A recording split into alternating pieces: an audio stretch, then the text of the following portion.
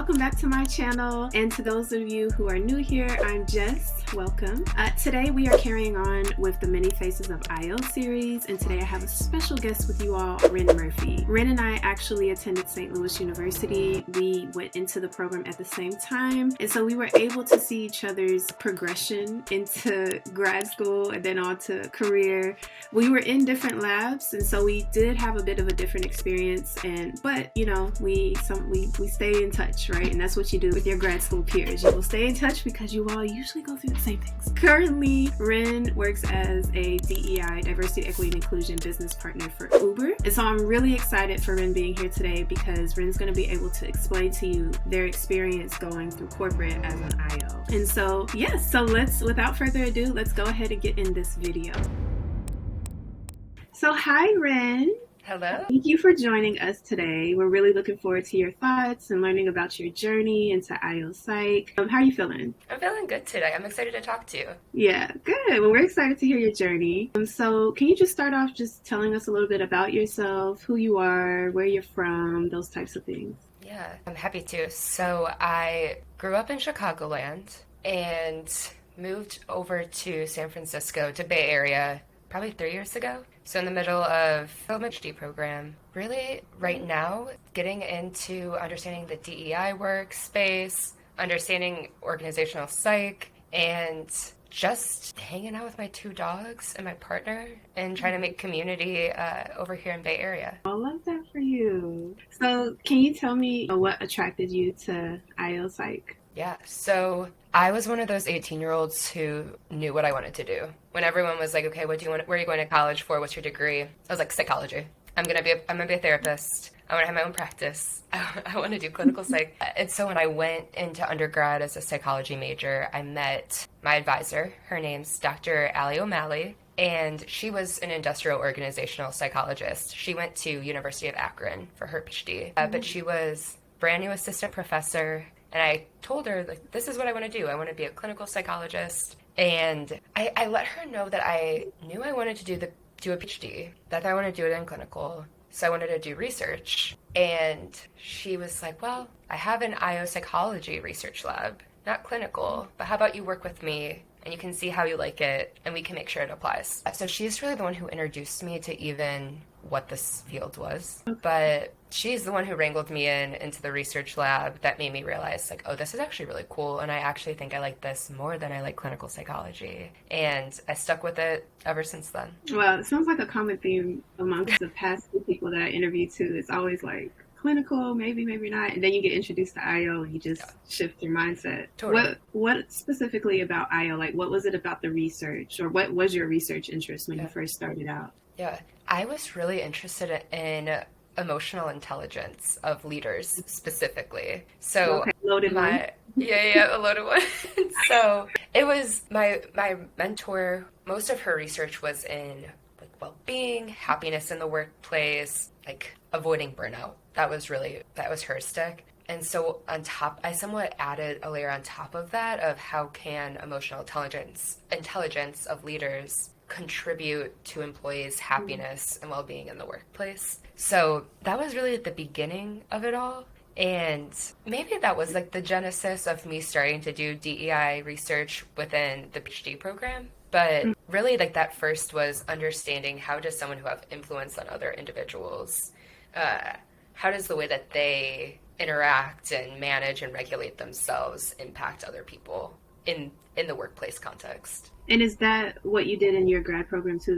Was that your research interest? So in the graduate program, I pivoted more to diversity, equity, and inclusion work. And so it wasn't necessarily on leader emotional intelligence, but it was more so on the way that managers or just the organizational brand shows support for marginalized identities, whether it's through the way that they interact with people, with their employees, or the policies and the procedures that they make, and if that's inclusive for all varying identities. Okay, very interesting research. I can relate. So speaking of grad school, like, how was your grad school experience? What would you describe it as? where did you end up going, if you feel like sharing that, and what was your experience applying, and then while you was going through it, like what was that like for you? Yeah. So I took 2 years after I graduated from undergrad doing a research assistant job, and eventually applied to all over the country, different places, different programs for a PhD program.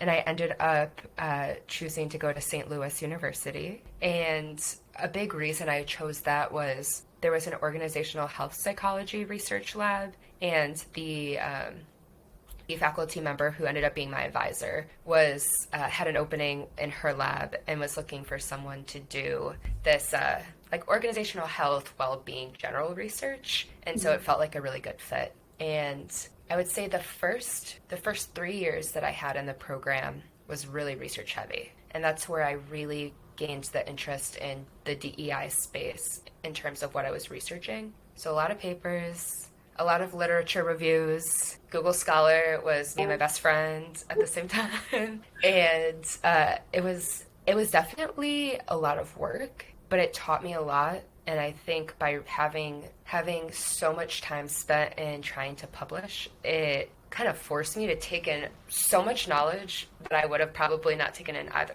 other than doing that specific path. I would say around my third year was when I hit a pivotal point where I knew I really cared about DE.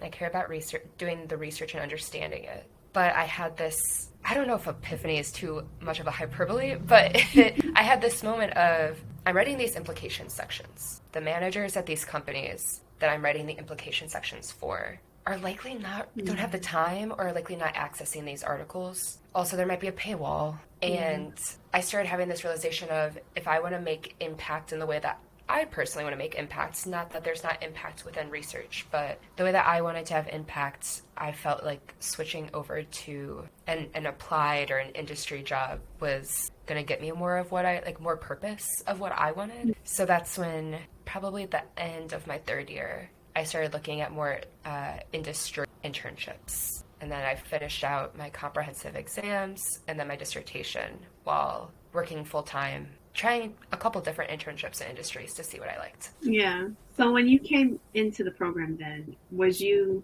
headstrong on, I'm going to do teach? I think I remember you being more like, be a professor. And then it's kind of like, like you said, in your third year, you're like, I don't want to do that anymore. It's a lot of stress. I remember watching you being very stressed out sometimes, and I felt like, because I just, for context, everyone, I knew pretty much early on, I gave myself a semester that I was going applied. I was like, this type of lifestyle does not resonate with me, what I want for my future, but I get it. We do need people like that. And Wren was definitely a person like that until she transitioned. But what do you think about that? 1,000%. Because it's so much the publish or perish, I think that's the phrase, but the publish or perish way of working is so true. It's somewhat necessary for you to be able to, by the end of your PhD program, go on the job market and be competitive. And I entered grad school being so certain that I wanted to be a professor and that I wanted to teach IO psychology. And so I kind of went in being like, this is what I got to do. If I want to get the job I want, I need to start getting those publications as soon as possible. And I burnt myself out 1,000%. I would say the interesting thing now looking back is I'm happy I did it. And I've reevaluated a lot, even being in an industry for a couple of years, what originally drew me to that. And so I'm even at this point in time thinking I did love doing research. I just hated the pressure. I hated the pressure of this is what was needed. So I feel like there's pros and cons to both. It's really, if research is your jam and you don't mind pumping out papers, that's it. Because you don't get the same opportunity in industry. I grew up, I grew up and became a different person throughout the 5 years I was there. My priorities shifted. What brought me happiness shifted. And so that really was what was the driver of me saying I'll pause on doing academia now. Yeah. And do you think maybe, because you said that you burnt yourself out, do you think maybe had you paced yourself differently and maybe took a different approach to doing the research, that you would have been more in the professor? Or what do you think? Yeah, I think that pacing myself and creating boundaries despite the ironic part that my research was about boundaries and boundary management. But I think that if I would have approached it differently and realized there was more to life than just my identity as a PhD student in those 3 years, I would have enjoyed it more. And I think that I would have probably been able to sustain it more.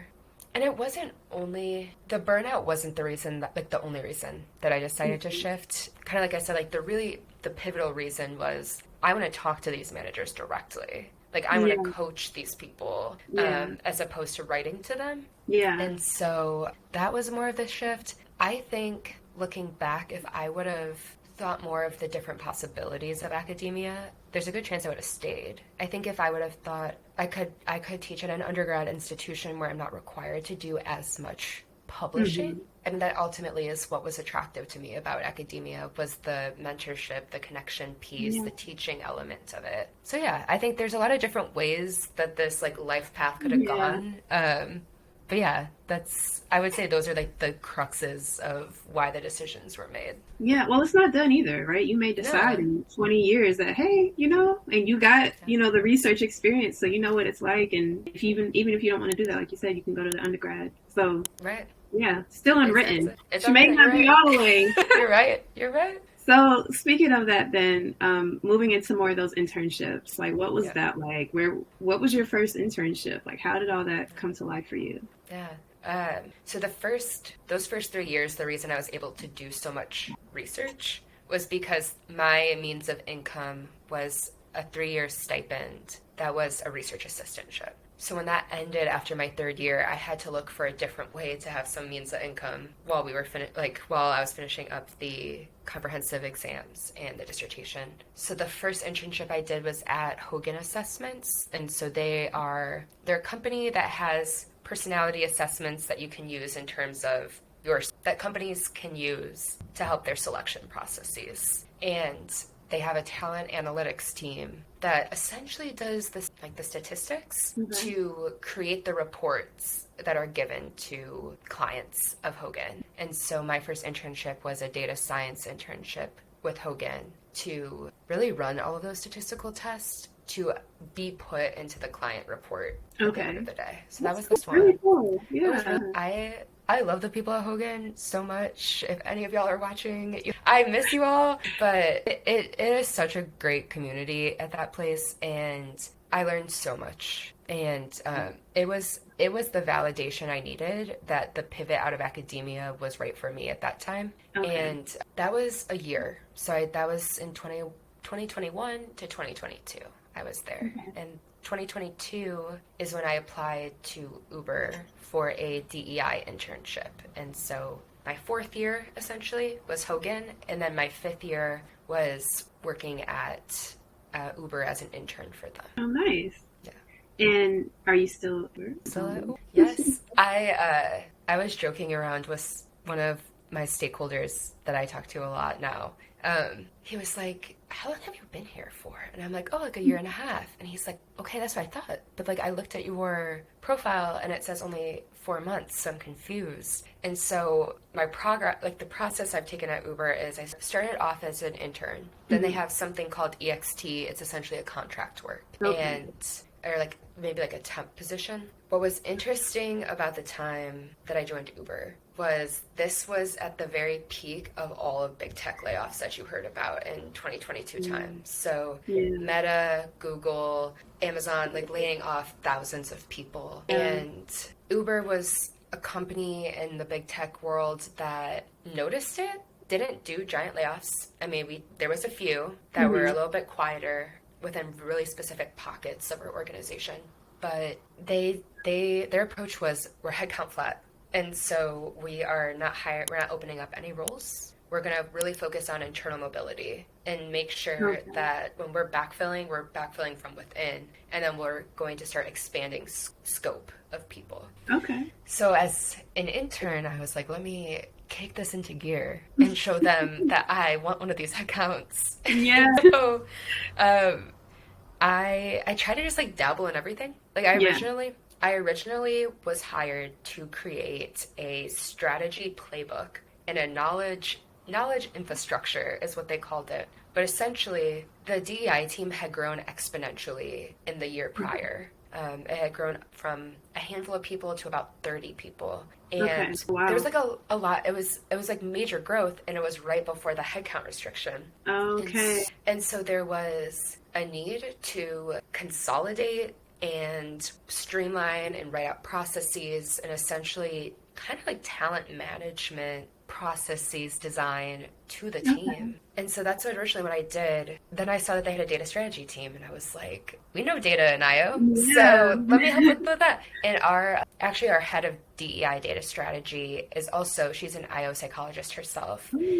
She went to Georgetown and got her PhD there. So I started, right? And so I was like, all right, let me like start working with her. Like, she speaks this language, right? Like, she's, when my internship came to an end, there wasn't space yet for me to have, there's so many acronyms, but FTE, so full-time employee, there wasn't a full-time employee headcount at the time, but they were able to pull me on as an EXT contractor. So I got pulled on to do an E role, and that's really when I switched from an intern to being a business partner, where I ended up supporting business leaders, essentially, through coaching, through providing data, helping with initiatives and program. And that was about 10 months. And then in October of 2023, a headcount finally opened, and I got pulled on full-time. So I have done the internal mobility journey at Uber. I love that. And speaking of that, how do you think our training like prepared you for that type of role? I mean, there's a lot of, it sounds like influence. I mean, you said data and analytics, but even from the influence perspective, I mean, that's a pretty heavy one, especially when you're dealing with leaders. So how do you think? 1,000%. There's so much that we got from IO that fits into so many different teams, even on like the people organization of whatever company you're in. And so I know every company calls it something different. Uber calls it people and places. But that's where we house our HR people, our employee relations people, our people partners, which are slightly different than HR, and like our performance management team. Like, well, everyone is in this house. And so what I've realized is IO has actually set us up to have a bit of subject matter expertise in so many of those lanes, or those verticals, whatever you call them. And so what it's done for me is that for me to drive diversity, equity, and inclusion, it's not just me creating something out of thin air and then throwing it into the wind and hoping it works. It's I'm viewing every process that happens across the employee life cycle, and I'm taking a DEI lens to all of those processes and saying, how is representation here? How is equity in here? How is inclusion in here? How do we modify and tweak these different things that the people team owns to be more inclusive or equitable or have more representation? And so what IO has helped me with is I can notice those things from my research expertise of knowing DEI. But the IO piece comes in as like I can kind of speak the language to all these different teams. So if I saw there was inequity in the way that our promotion process happens, I have the language to be able to speak to HR and get buy-in from them and say, like, hey, when you're having these calibration sessions where you're sitting in with leaders and deciding who's getting promoted, make sure you're asking these questions or you're thinking about this before you start promoting people to make sure that we're actually giving visibility to all identities. IO also gave me the language to understand performance management, and so within this realm too, I can talk to the perf team and say like, hey, this isn't standardized. Like, we should think about a job analysis here because we need to make sure we're rooting this evaluation on competencies, not on recency bias of does this leader like this person or do they do a project. So I would say ultimately the biggest piece I would say is that we have this ability to do an organizational assessment where we can like step back, look and see how all of these all the cogs in the machine work together, and then come in and offer consulting like advice. That's unique to my role because what I do, DEI, is somewhat umbrellaed over everything. However, if I wanted to pivot to a different team, if I wanted to work on, we have an employee experience team where like they're just like trying to understand, like they're doing research to understand employees' perception of their experience. if I wanted to go like jump over to their team, I could. And so Mhm. I think ultimately what IO has like helped for this role is it's the ability to like speak the human capital talent management process language to so many different people across a company. 100%. Love how you articulated that.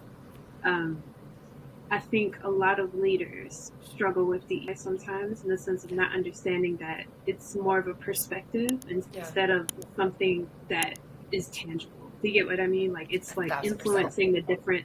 So I love that you are doing it, and then everyone is kind of buying into that too. Yeah, and I love how you It's so said good. that. Yeah. Thank you. You're so right Um, on that part. It's so not. So many leaders, I think, are like, training. Like, I've taken anti-racism training. I've done my DEI for the day, yeah. where it's like, everything you touch, let's talk about DEI. So, Yeah, it's more integrated, right? It's not totally. necessarily this thing. So, but yeah, I agree with you. I mean, we learn about training and development, data and analytics, how to convey that information, employee experience. And so having those skill sets to kind of just tap into and talk the language across. I think for me personally, one of the things that I struggled with is it's not that I didn't know how to do it, knew how to do it, but it was more so getting in space like, how do I talk to it in the language that they understand? Because I know some organizations have their own lingo on how they refer to things. Mm-hmm. And so, did you have that issue at all too, or was it kind of Yes, I did. And there's even like, I'm even catching myself in this conversation where I'm like, that is an Uber phrase. Like, like I don't know if that translates, but yeah. And it's really, you know what, like actually like the biggest challenge I would say is coming from a PhD and somewhat of an academic mindset. There was a way that I would explain things from like a data analytic viewpoint because a lot of everything that I had mentioned earlier, I'm able to IO lets me speak that language to all of those people, but at the same time, it gave me the ability to use data in those conversations. So it's not just me as a DEI person coming in and saying, like, you need to do this. It's me saying, like, you need to do this because, I mean, one, we can argue the moral imperative, but we could also say, like, here's the data of your people that points to this as a needed solution. yeah. But the part that was hardest for me in moving into industry in terms of the lingo was a huge part. I was Mm-hmm. able to pick up on that after, honestly, probably a year. Mm-hmm. But it's not watering down what you're talking about, but it's being able to talk about scientific things in a way that is digestible to people who don't have a scientific background. Okay. And so I think that is also something that comes with industry experiences. How is this digestible to anybody in the room that Yeah. didn't get their PhD or didn't do a data analytics course or anything like that? Yeah, and that's more of an art than a science, isn't it? It's something Totally. you build. But Totally. yeah, I agree with you 100%. One of the things that my professor in my master's program told me very early on is you need to convey information in a way that a smart third grader can understand. That way everybody can Yeah. understand. But it's tricky sometimes, especially I definitely dealt with that my first year coming in. I was talking about EFA and what this was too, and they were like, "What?" I was just like, another time. I'll take that back. Yeah, I came in so aggressive. My like first week, I sat in this meeting with people analytics, and they were just trying to talk about survey items, and I was like, "Oh, have you done a multi-level like regression?" Like talking about all of these things, and little did I know they were like at that point in time, they're like, "We're trying to get people to look at between group t-tests." Like, so yeah, I feel you. yeah. It definitely takes some time. Okay, so that was a really great answer. Thank you for that.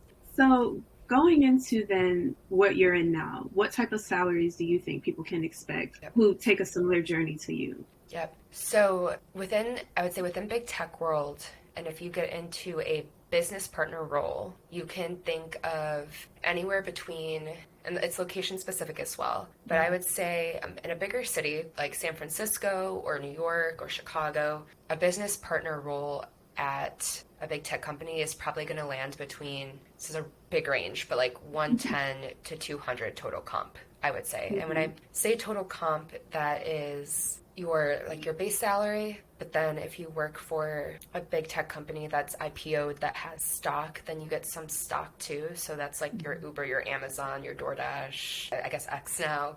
But and so it's that, and then it's also like adds in some bonus sometimes too. It depends on how the company does their comp planning. But I would say that in that like first realm of like 110 to 200, and this is in USD, but I would say that is probably what would be expected. If you're not doing a the business partner roles get paid a little bit more because you're directly acting with executives. So yes, that comes with that too. It's a little bit different than research stress, but there's the level of right? The level of like, I mean, talk about emotional intelligence. Like, throw back to when I was 18, but like, such a level consulting. And it's like this, it's a level of internal consulting, but it's talking to these people who get paid a lot of money. If you're taking up an hour of their day to talk to them, you better be prepared and you better be ready to tell them, like, you need to do X, Y, Z. This is how I will support you. This is how you need to delegate. And so business partner roles pay a little bit more because of influence you have on leadership. I would say if you go into more of a analytics role, more like that, like finishing your PhD and you're going straight into a people analytics role, at least within big tech, it's looking more at ranges of 85 to 125 USD. Okay. And follow that. Did you negotiate at all during your time?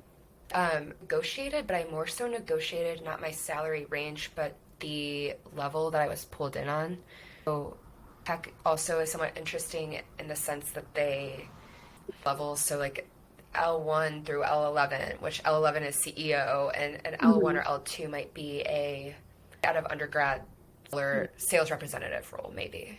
So negotiation was more so get brought on as a level 5 as opposed to a level 4 because of the influence that role already had. And what was interesting was I was already doing the role as an EXT contractor, where I switched over to being a full-time employee that got paid directly through Uber as opposed through like this agency that held contractors. And so that's more of my negotiation was I already kind of know what my role looks like.